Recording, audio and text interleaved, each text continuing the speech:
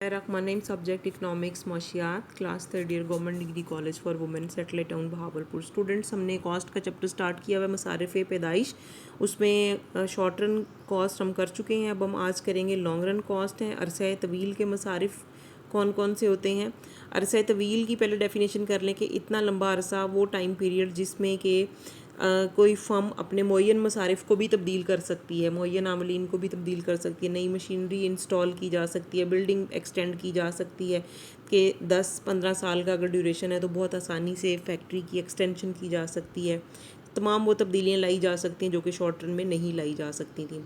चूँकि short run में fix cost थी तो टोटल कॉस्ट के दो कंपोनेंट्स थे, total cost is equal to total fix और टोटल वेरिएबल। यहाँ पर दो कंपोनेंट्स नहीं हैं, तमाम की तमाम कॉस्ट वेरिएबल बन गई। और चूँकि तमाम कॉस्ट वेरिएबल है और लॉन्ग रन में जब अंडरस्टूड होगा कि तमाम कॉस्ट वेरिएबल है तो हम अलग अलग से लफ्ज़ उसके साथ इस्तेमाल नहीं करेंगे कि वेरिएबल है, क्योंकि हमें पता है कि जो भी कॉस्ट है वो वेरिएबल ही है। तो लॉन्ग रन कॉस्ट कहेंगे, सिंपली हम लॉन्ग रन टोटल कॉस्ट कहेंगे। जब उसकी एवरेज निकालेंगे तो लॉन्ग रन एवरेज कॉस्ट होगी, और जब उसमें चेंज देखेंगे तो वो लॉन्ग रन मार्जिनल कॉस्ट। तो तीन कॉन्सेप्ट्स ही होंगे। ये आपके सामने गोशवारा बना हुआ है कि अशिया पैदा की जा रही हैं अरसा तवील के औसत मसारिफ़ या कुल मसारिफ़ हैं। पहले आप कुल मसारिफ़ लिख लें, इसमें ज़्यादा बेहतर ये होगा कि पहले टोटल कॉस्ट लिख लें आप, और उसको क्वांटिटी पे डिवाइड करके एवरेज कॉस्ट निकल आएगी और मार्जिनल जो है वो उसका डिफरेंस निकल आएगा। इन्हीं गोशवारे को देखते हुए जैसे हमने पहले शॉर्ट रन में ग्राफ बनाए थे, बिल्कुल वैसे ही लॉन्ग रन में ग्राफ बनाएंगे। आपका जो टोटल कॉस्ट का ग्राफ है वो इस तरह से होगा। स्टार्ट में इंक्रीजिंग रेट पे इंक्रीज़ करेगा, ये चेंज हो रहा है ऊपर की तरफ। उसके साथ आपने जो सिंपल कॉस्ट है टोटल है उसको एक अलग ग्राफ में बनाना है, और मार्जिनल और एवरेज को दूसरे ग्राफ में अलग से बना लेना है। और मार्जिनल और एवरेज का वही रिलेशनशिप होगा कि एवरेज कॉस्ट जब डिक्रीज़ होती है, मिनिमम पे आती है और इंक्रीज़ करती है, तो मार्जिनल कॉस्ट जब तक एवरेज कॉस्ट डिक्रीज़ हो रही है उतनी देर तक मार्जिनल कॉस्ट उस कॉस्ट से कम होती है। मिनिमम पे दोनों बराबर हो जाती हैं, और जब एवरेज कॉस्ट बढ़ना शुरू होती है तो मार्जिनल कॉस्ट ज़्यादा तेज़ी से बढ़ती है और उसके ऊपर निकल जाती है।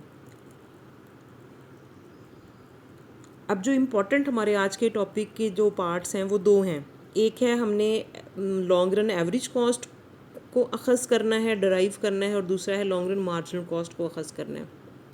पहले लॉन्ग रन एवरेज कॉस्ट को अखज़ करते हैं। हमारे पास फ़र्ज़ कर लें कि दो या तीन प्लांट्स हैं, हमारे पास तीन प्लांट्स हैं। Short run average cost 1, short run average cost 2 and short run average cost 3। ये ओवरलैप कर रहे हैं एक दूसरे को, आप दे सकते हैं। ये है short run average cost 1, SAC1।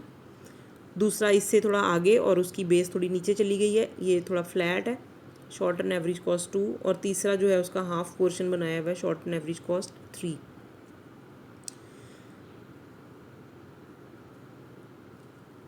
पहला प्लांट जब लगाया गया और लंबे अरसे में ज़्यादा चीज़ जब प्रोड्यूस करनी होगी तो पहले प्लांट पे प्रोडक्शन हो रही है पॉइंट A पर, क्वांटिटी Q1 प्रोड्यूस हो रही है। अगर क्वांटिटी में इजाफा करना होगा तो for example quantity Q2 produce करनी मकसद है, तो अगर वो शॉर्ट रन प्लांट के ऊपर ही फर्म रहेगी तो उसकी कॉस्ट चली जाएगी C पर, जो कि पहली वाली कॉस्ट से काफ़ी ऊपर है। अगर इस वक्त बजाय इसके कि उसी शॉर्ट रन प्लांट के ऊपर काम किया जाए, एक नया प्लांट लगा दिया जाए, short run average cost 2 second plant लगा दिया जाए, तो यही क्वांटिटी Q2 C की बजाय नुक्ता D पर प्रोड्यूस होगी। यानी C कितनी ज़्यादा कॉस्ट है उसकी निस्बत कम कॉस्ट पे तैयार हो सकेगी। इसी तरह से अगर क्वांटिटी में मज़ीद इजाफा करना है, Q3 क्वांटिटी बनानी है, अगर प्लांट सेकंड ही काम करता रहेगा तो वो बनेगी E कॉस्ट के ऊपर। लेकिन अगर इस वक्त नया प्लांट एडिशनल लगा दिया जाएगा तो उस नए प्लांट पे कॉस्ट होगी F, जो कि E की निस्बत कम है। तो इस बुनियाद पर नए नए प्लांट लगाए जाते हैं कि अगर क्वांटिटी बढ़ाई जा रही है तो बजाय इसके कि उसी पहले वाले प्लांट पे हाई कॉस्ट पे चीज़ प्रोड्यूस की जाए, चूँकि वो फुली यूटिलाइज हो चुका है, मज़ीद उस पर पैदावार करेंगे तो उसकी कॉस्ट बहुत ज़्यादा हो जाएगी, एवरेज कॉस्ट, तो नया प्लांट लगा दिया जाएगा। अब ये जो इनके वो पॉइंट जहाँ पे क्वांटिटी ऑप्टिमम क्वांटिटी प्रोड्यूस हो रही है, उन पॉइंट्स को मिलाने से, ये नीचे पॉइंट A को मिलाया पॉइंट D से और D को मिलाया पॉइंट F से, और ये हमारे पास long run average cost curve बन गया। ये हम सिर्फ समझने के लिए हमने यहाँ पर 3 प्लांट सपोज किए हुए, अदरवाइज़ हकीकत में बेशुमार कंजेक्टिव प्लांट्स लगाए जाते हैं, जैसे कि आपको इस डायग्राम में नज़र आ रहा है। ये बहुत सारे short run average cost curve को मिलाने से, इस तरह से मिलाने से कि वो लगे कि उसने लॉन्ग रन एवरेज कॉस्ट ने उनको अपने अंदर लपेटा हुआ है। एनविलोप कर्व भी इसे इसीलिए कहते हैं, लिफाफी कर्व भी कहते हैं इसको, लिफाफी ख़त कहते हैं। तो लेकिन बनाते हुए आपने ये ख्याल करना है कि जब आप ड्रॉ करें तो चाहे आप long run average cost curve को पहले ड्रॉ कर लें, उसके अंदर आप short run average cost plants को बना लें डायग्राम के, अच्छी डायग्राम, बेहतर डायग्राम बनाने के लिए। तो बनाते हुए ये ख्याल करना है कि जहाँ लॉन्ग रन का मिनिमम है वहाँ जो शॉर्ट रन एवरेज कॉस्ट होगी उसका भी मिनिमम ही होगा। और जितनी देर तक long run average cost fall कर रही है, डिक्रीज़ कर रही है, कम हो रही है, नीचे आ रही है, वहाँ जितने भी एवरेज कॉस्ट के कर्व बनेंगे वो ऐसे बनेंगे कि उनका भी फॉलिंग पोर्शन उसके साथ टेंजेंट होगा। इसी तरह से जब लॉन्ग रन एवरेज कॉस्ट बढ़ना शुरू हो जाएगी तो इस एरिया में जो आपने short run average cost curve बनाने हैं उनके भी इंक्रीजिंग पार्ट इसके साथ टेंजेंट आपने करवाने हैं। मिनिमम पे मिनिमम पार्ट, डिक्रीजिंग पे डिक्रीजिंग पार्ट और इंक्रीजिंग पर इंक्रीजिंग पार्ट आप टेंजेंट करेंगे। जो भी स्टेप्स आप करेंगे उनको वर्ड्स में, सेंटेंसेस में आपने लिख देना है। सॉसर शेप भी इसको कहते हैं, एनविलोप कर्व भी कहते हैं इसको। अब आ जाएं कि मुख्तम मसारिफ का ख़त जो है वो किस तरह से अखज़ होगा। इसको थोड़ा आपने अंडरस्टैंड करना है। ज़्यादा बेहतर है कि आप जब लेक्चर ये सुने तो आप अपने पास कॉपी रख लें, पेन रख लें, जैसे जैसे मैं बता रही हूँ ऐसे ऐसे ख़ुद ग्राफ को ड्रॉ करें। ये क्लास में भी हमने किया था ये ग्राफ। आप देखें स्टूडेंट्स कि हमने बिल्कुल जैसे पीछे 3 प्लांट्स सपोज कर लिए, short run average cost 1, short run average cost 2 and short run average cost 3, बिल्कुल वैसे ही 3 प्लांट्स हमने सपोज कर लिए।